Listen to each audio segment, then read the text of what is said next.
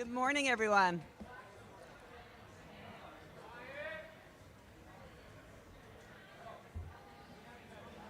Good morning. Good morning. How is everyone today? Yeah? Yeah, happy birthday. My name is Susan. I had to look at the paper to see what my name was. My name is Susan Marinov-Zausner, and I'm the president here at the museum. And on behalf of our chairman and our board of directors, I welcome you to your ship on the birthday of your ship, the 81st anniversary commissioning, and we're thrilled to have you here. I'd like to extend for those museum visitors that may be joining us today, you're here on a very special day when we welcome back those who served so bravely on our behalf, and we celebrate the commissioning 81 years ago. And we're really thrilled that you could share this occasion, and actually later you will see our former crew members, hi Mike, at tables where you can interact with them and learn from them, hear their stories, see their photos. And do we have a visitor? Oh, we have a visitor. Come, speak at here. Come over here. And the former crew members will be in the hangar deck this afternoon, and you can interact with them and ask great questions. So just to give you a little history, on August 16th, 1943, this engineering marvel that we call Intrepid was commissioned. 81 years later, to the day, today, we're honored to host Intrepid's former crew members and celebrate their legacy, your legacy, aboard the ship that you call home. We are thrilled that so many can still join us today and do join us today along with your family members. And I'd like to recognize a few individually. Al Schumacher, president of the USS Intrepid Former Crew Member Association. Please stand. Where are you, Al?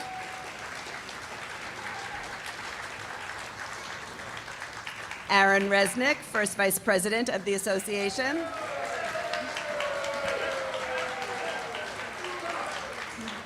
Gene Austin, the association's second vice president. And I was hoping to have him on FaceTime this morning, but I had the privilege of speaking to none other than plank owner, which means that they served on the very first day that the ship was commissioned, Seaman First Class, turning 99 in December, Ed Coyne.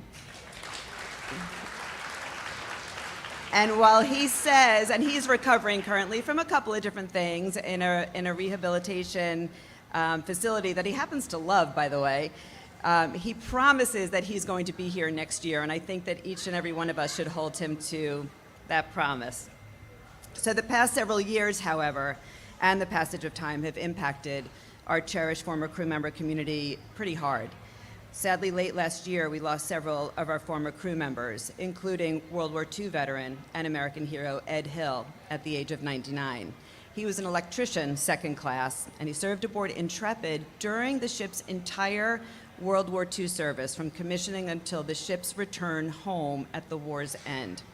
I'm thrilled he was able to spend time with us here last year, as did Ed Coyne, and we have some amazing memories of them together.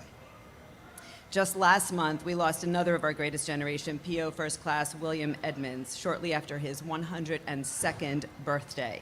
Bill served on Intrepid from 1943 to 1945, and his story will live on through the oral history he kindly shared with us in 2019. If you will, join me in a moment of silence for all of the Intrepid former crew members who are no longer with us.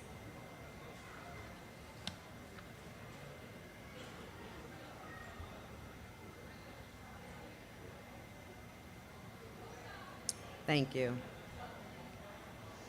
A commissioning ceremony marks the day a vessel officially joins the Navy fleet and its crew is welcomed aboard. Intrepid was in service for 31 years, from August 16, 1943 until 1974, playing decisive roles in World War II, the Cold War, Vietnam, and the space race. We celebrate the commissioning anniversary each year to honor you, the men, and it was only men at the time, who served aboard this ship.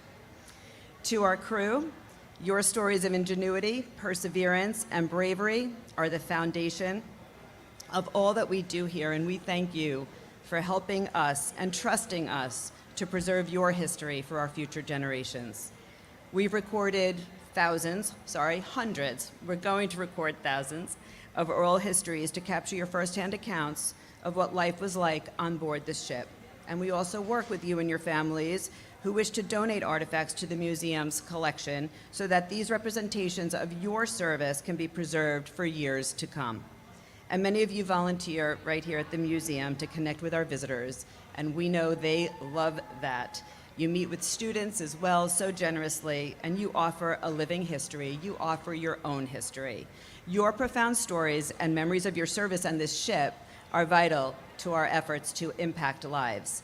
They serve as invaluable teaching tools, and it's a springboard for us to educate and inspire future generations.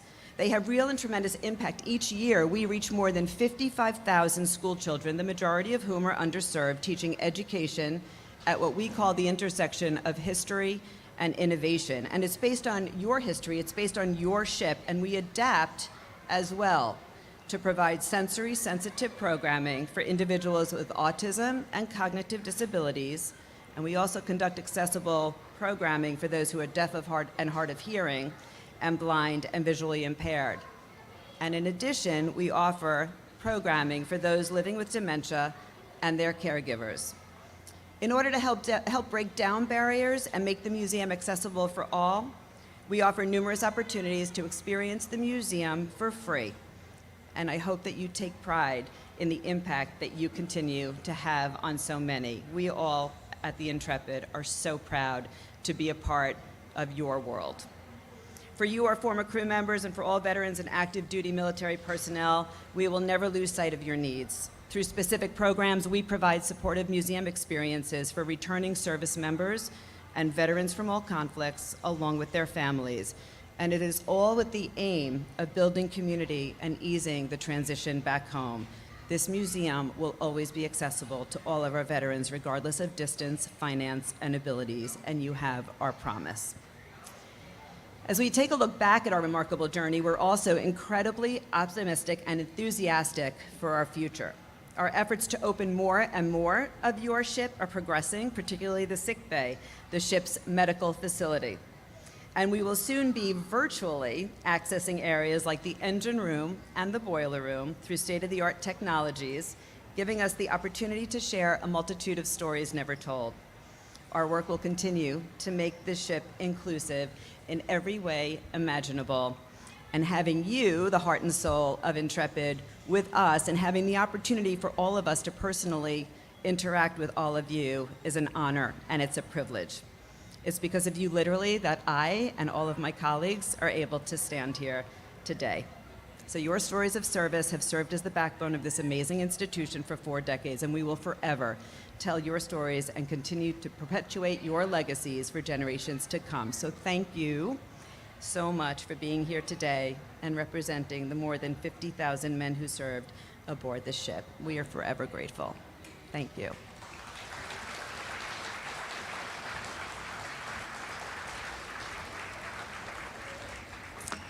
Is it time to cut a cake? Do we have somebody speaking?